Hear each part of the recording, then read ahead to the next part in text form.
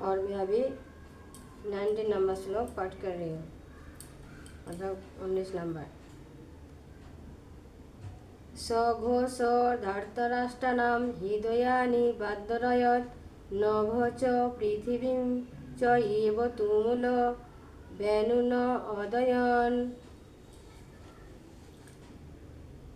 इसका जो अनुवाद है यह है,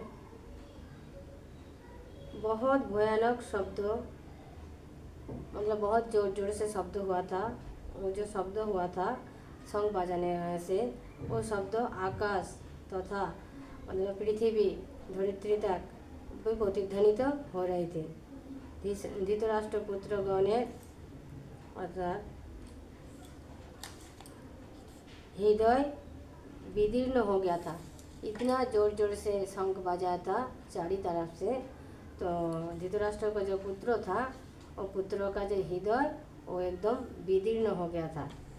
इसका जो तात्पर्य है, अभी मैं तात्पर्य पढ़ रही हूँ। जब भीष्म तथा दुर्योधन के पक्ष के अन्य वीरों ने अपने अपने शंख बजाया तो पांडवों को हृदय विदीर्ण नहीं हुआ।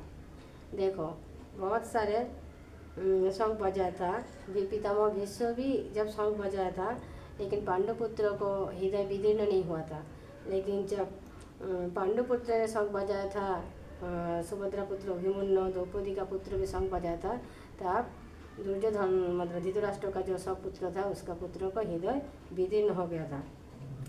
ऐसी घटना को वर्णन नहीं मिलता, किंतु इस विशिष्ट श्लोक में कहा गया है कि पांडव पक्ष के शंखनाद से धृतराष्ट्र के पुत्रों को हृदय विदीर्ण हो गया। इसका कारण शंख पांडव और भगवान कृष्ण में उनका विश्वास है। परमेश्वर की शरण ग्रहण करने वाले की किसी प्रकार का भय नहीं रह जाता, चाहे वो कितनी भी विपत्ति में क्यों ना हो।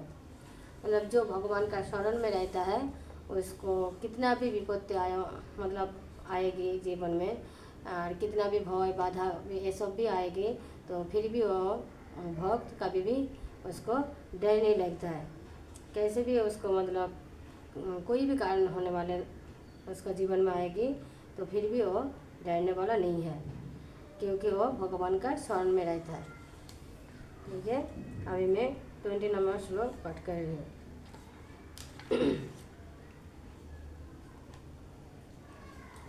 अथ व्यवस्थितान् धृष्टा धार्तराष्ट्रान् कपिध्वज प्रवृत्ते शस्त्र संपाते धनु उद्यम पांडव।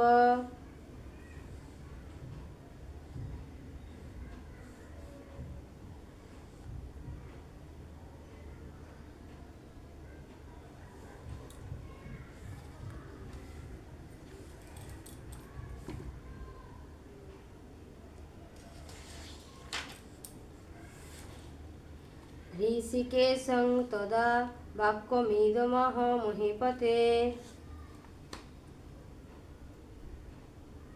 सेनयोरुभयोर्मध्ये रथं स्थापय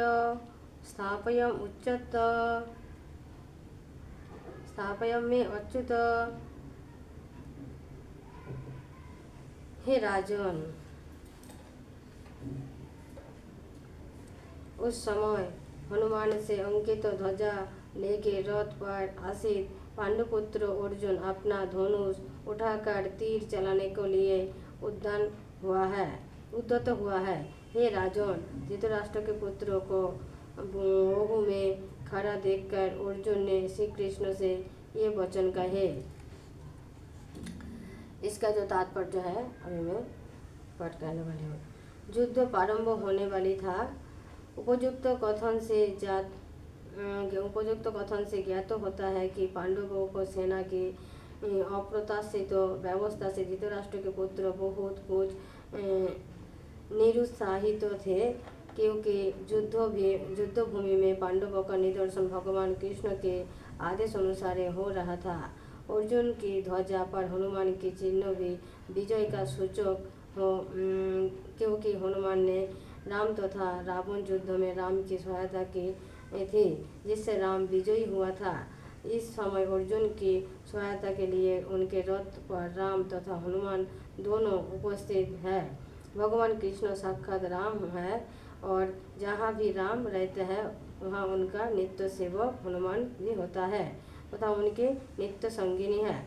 वैभव की देवी सीधा उपस्थित रहती हैं और तो अर्जुन के लिए किसी भी शत्रु से भय का कोई कारण नहीं था। इससे भी अधिक इंद्रियों को स्वामी भगवान कृष्ण निर्देश देने के लिए साक्षात उपस्थित है। इस प्रकार अर्जुन को युद्ध करने के मामले में सारा सत परामर्श प्राप्त था।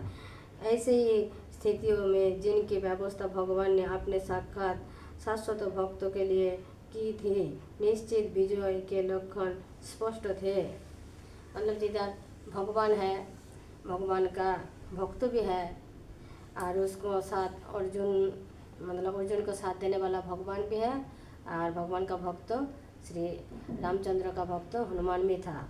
तो हनुमान जैसा रामायण में सीता माँ को उद्धार करके राम को मतलब विजय प्राप्त किया था, ऐसा ही इसमें बोला है जो जिधर भगवान भी है और भक्त भी है उधर ही मतलब विजय अभी से मतलब लक्षण दिखाई दे रही है, जो अर्जुन को ही बाद में विजय प्राप्त होगा। जानिता है। राधे राधे। आज मैं 20 नंबर श्लोक तक पाठ किया है। अभी इधर ही भगवद गीता का विश्राम करते हो और इसका बाद में श्रीमद् भगवद गीता का महत्व पाठ करते हो।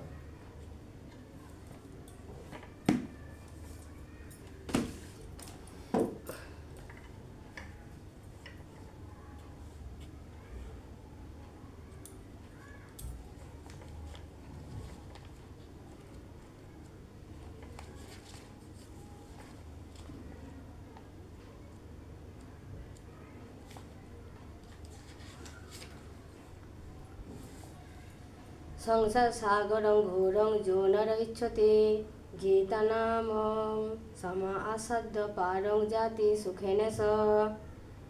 ये जो संसार है एक सागर है, इस सागर को मतलब पार होने वाला बहुत कष्ट है, पार करने के लिए बहुत कष्ट है।